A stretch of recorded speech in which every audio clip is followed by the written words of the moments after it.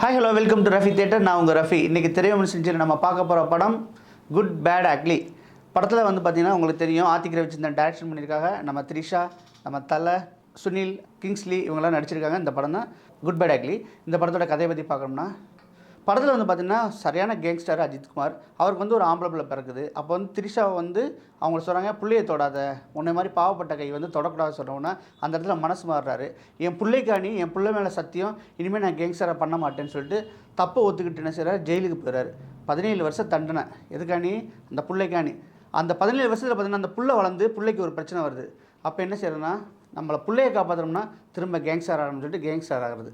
அதுக்கு பின்னாடி என்ன நினச்சிருந்தா இந்த படத்தோட கதையை பார்த்திங்கன்னா உங்களுக்கு நல்லாவே தெரியும். இந்த படம் வந்து முழுக்க எப்படி லோகேஷ் கனகராஜ் வந்து பார்த்திங்கன்னா கமல்ஹாசன் சார் காணி, நான் வந்து உங்களுடைய ரசிகன் சார், உங்களை வச்சு நான் பண்ண போகிறேன்னு சொல்லிட்டு ஒரு டேஷன் இல்லாத ஒரு கதையை வச்சுக்கிட்டு ஒரு 600 கோடி ரூபாய்க்கு வந்து ஓடுற அளவுக்கு வந்து ஒரு ஒர்த்தான, ஒரு மாசான, கிளாஸான ஒரு என்டர்டெயின்மெண்ட் கொடுத்தாரோ, அதே பேட்டர்னில் வந்து பார்த்திங்கன்னா ஆத்திக்கும் பார்த்திங்கன்னா நான் வந்து தலையோட விரியன், ஒரு ஃபேனாக என்னென்னலாம் நான் விரும்பணும் அதை பூரா நான் என் தலைக்கு செய்ய போகிறேன்னு சொன்னதுனாலையும், தலை வந்து இதுக்கு ஒத்துக்கிட்டதுனாலையும், விடாமுயற்சி மாதிரி பொண்டாட்டியை தேடினேன், அங்கிட்டு போனேன், காட்டுக்கு போனேன்னு சொல்லாமல் நான் போய் பேங்கில் கொள்ளையடிக்க போகிறேன் இந்த துணியில் போட்டு மொக்க பண்ணாமல் இந்த படத்தை வந்து ஒரு நல்ல படமாக அமைச்சு கொடுத்துட்டாங்க. அதுக்கு முதல் தேங்க்ஸ் யாருக்குன்னா தலைக்கு தான் சொன்னேன். ஏன்னா வாயை இதையும் புத்திக்கிட்டு ஒழுங்காக நீ சொல்கிறத நடிச்சு தரேன்னு சொன்னதுனாலே நம்ம தெரியல, இந்த படம் ஒரு நல்ல கிளாஸான மாஸான படமாக வந்துச்சுன்னு சொல்ல முடியும். ஃபஸ்ட் ஹாஃபை பொறுத்தவரை பார்த்தீங்கன்னா எங்கே ஆரம்பிக்கிறது, எங்கே போய் நிப்பாட்டுறதுன்னு எதுவுமே தெரியாமல் டேரக்டருக்கே பெரிய குழப்பம். இவர் நம்ம கையில் கொடுத்துட்டாரு, மிகப்பெரிய பொக்கிஷம் நம்ம கண்ணு முன்னாடி நிற்கிது, மிகப்பெரிய ஒரு கமர்ஷியல் ஆர்டிஸ்ட்னு சொல்லலாம். தலை மாஸ் இவன் கையில் கொடுத்தா என்ன பண்ணுன்னு தெரியாமல் ஃபேனுக்காண்டி படம் பண்ணுறேன்னு சொல்லிட்டு அங்கங்கே பார்த்தீங்கன்னா எங்கேயுமே டச் இல்லாமல் அப்படியே போயிட்டு இருக்குது. ஒரு கட்டத்தில் தப்பாக நம்ம வந்துட்டோமான்னு சொல்கிற அளவுக்கு ஒரு படம் போயிட்டு இருக்குது. அப்போ தாங்க இன்டர்வல் பிளாக் வருது. இன்டர்வல் பிளாக் வந்துச்சு, ஏதாவது ஒரு ட்விஸ்ட்டை பண்ணி தான் ஆகணுங்கும்போது தளபதி வாயால் கேட்ட அந்த ஐயாம் வெயிட்டிங்கிற டயலாக்கை தலை வந்து பார்த்தீங்கன்னா வேறு மீட்டரில் பேசியிருக்காப்புல. அங்கே கூஸ் பம்பு எகிருது பாருங்கள். அதுக்கப்புறம் போனோம், பாப்கார்ன் ஃப்ரீயாக கொடுத்தாங்க, கோக் ஃப்ரீயாக கொடுத்தாங்க, சாப்பிட்டு விட்டு உட்காந்து எவ்ரி ஃபஸ்ட் ஃப்ரேம் செகண்ட் ஹாஃபில் அதுலேருந்து படம் போகுது பாருங்கள், பறக்குதுங்க படம். தமிழ் சினிமாவில் இப்படி ஒரு ஸ்பீடை பார்க்க முடியாது. அந்தளவுக்கு படம் பறந்து போயிட்டே இருக்குது. என்ன பண்ண முடியும் ஒரு ஹஸ்பண்ட், அந்தளவுக்குள்ள ஒரு விஷயத்தை வந்து தலை அஜித் வந்து பண்ணியிருக்காரு. அதாவது பொண்டாட்டிகளை நம்பாமையும், பொண்டாட்டிகள் வந்து எப்படிலாம் பண்ணுவாங்கிற விஷயங்களையும் வந்து காமெடியாக பண்ணி, அதுக்கு தோதா பார்த்தீங்கன்னா music background score G V Prakash, அனிருத்தான்னு சொல்லிட்டு நம்ம டெஸ்ட் பண்ணுற அளவுக்கு பார்த்தீங்கன்னா அந்தளவுக்கு ஒரு சூப்பரான பேக்ரவுண்ட் ஸ்கோரிங் கொடுத்து சில சாங்ஸ்லாம் போட்டிருக்காங்க. இன்டர்வலுக்கு முன்னாடி 2 சாங்ஸ் ரீமிக்ஸு, இளமை இதோவும் ஒத்தரூபா தரேன் 2 சாங்கை போட்டிருக்காங்க.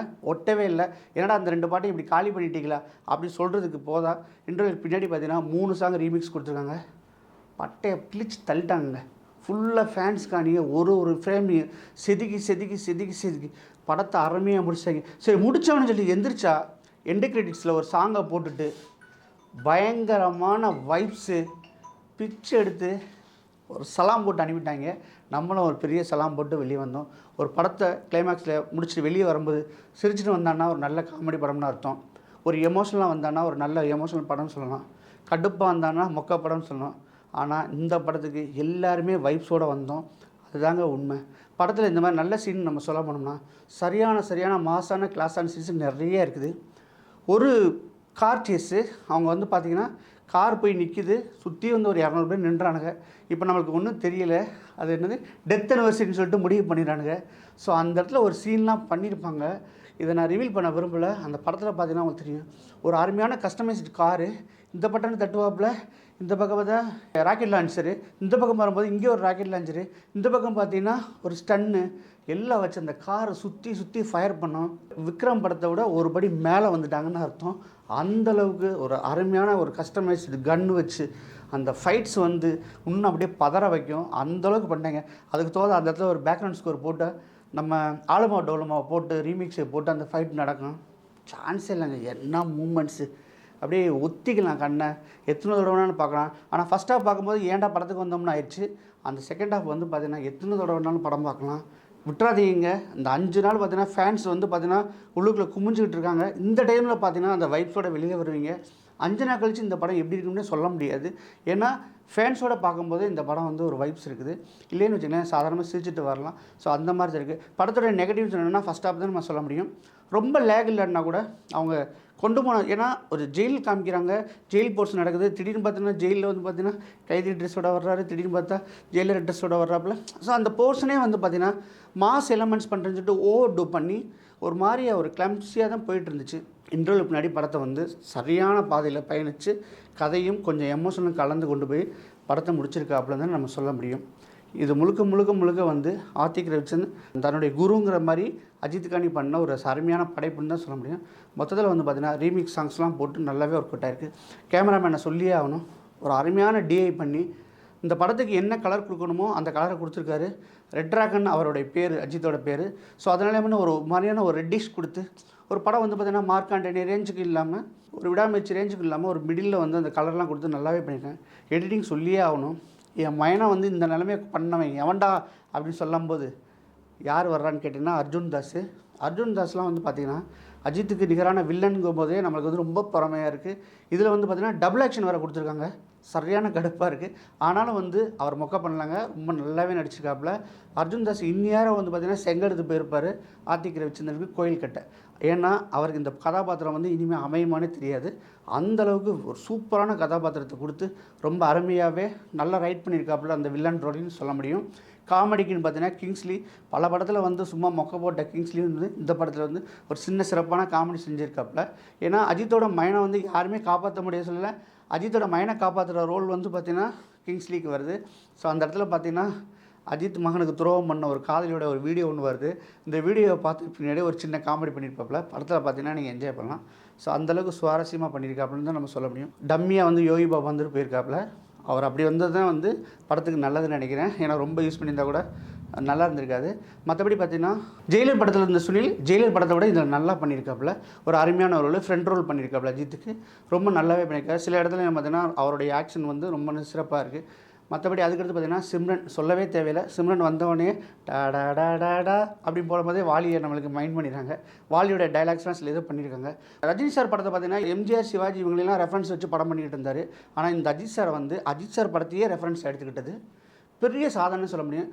எந்தெந்த படம்லாம் ஹிட் ஆச்சோ, வாலி, அமர்கலம், காதல் மன்னன், மங்காத்தா, பில்லா, ரெட்டு, இந்த படத்தில் உள்ள டைலாக்ஸ் எல்லாம் முக்கியமாக எதெல்லாம் பஞ்சாயி நல்லா கனெக்ட் ஆச்சோ ஆடியன்ஸுக்கு, அந்த பஞ்சு டைலாக்லாம் வச்சுட்டு பண்ணது ஒரு கிரிஞ்சு மாதிரி இருந்தாலும் சரி செம்மையாக ரசிக்கும்படியாக அமைஞ்சது தான் வந்து இந்த படத்துக்கு பெரிய ப்ளஸ் பாயிண்ட்னு சொல்லணும். ஒட்டு மொத்தத்தில் அஜித் ஃபேன்ஸுக்கு ஒரு திருப்தியான படம். ஃபேமிலி ஆடியன்ஸ் பிடிக்குமா அப்படின்னு சொன்னோம்னா நிச்சயமாக அஜித்தை பிடிக்காத ஆளுங்களே இருக்க மாட்டாங்க. அதனால் ஃபேமிலி ஆடியன்ஸும் ஓரளவு உட்காரலாம். படம் வந்து பார்த்திங்கன்னா 1000 கோடி கலெக்ஷன் பண்ண 1000 கோடி கலெக்ஷன் பண்ணலாம் சொன்னோன்னா கண்டிப்பாக சத்தியமாக கலெக்ஷன் ஆகாது. ஏன்னா அதுக்குள்ளே இது மெட்டீரியல் கிடையாது. ஒரு 300 crores இந்த 5 நாளில் கண்டிப்பாக கிராஸ் பண்ணிருந்து தான் சொல்ல முடியும். இதைத்தான் நாங்கள் விரும்புகிறோங்க. அஜித்னாவே மாஸ்னா அஜித்னா கடவுள்னா அஜித், அந்த மாதிரி சொல்லிக்கிட்டு போகிறோம். அவர் வந்து வம்பா என்னை ஏகேன்னு சொல்லாதேங்கிறாரு, நம்மளால் ஏகேன்னு தான் சொல்லுவோம்.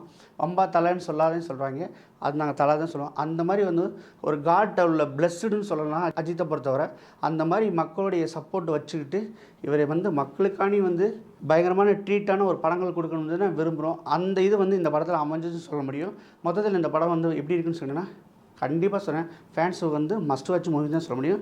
இது தியேட்டர் மெட்டீரியல் ஜாஸ்தி இருக்கிறதுனால தியேட்டரில் தான் பார்க்கணும். ஓடிடியில் பார்த்துக்கிறேன், அதில் பார்த்துக்கிறேன், இதில் பார்த்துக்கிறேன் சொன்னால் வேலைக்கே ஆகாது. தயவுசெய்து எல்லாம் தியேட்டரில் பார்க்கலாம். இந்த படத்துக்கு என்னுடைய மார்க் பார்த்தீங்கன்னா 10க்கு 9.1 கொடுப்பேன்.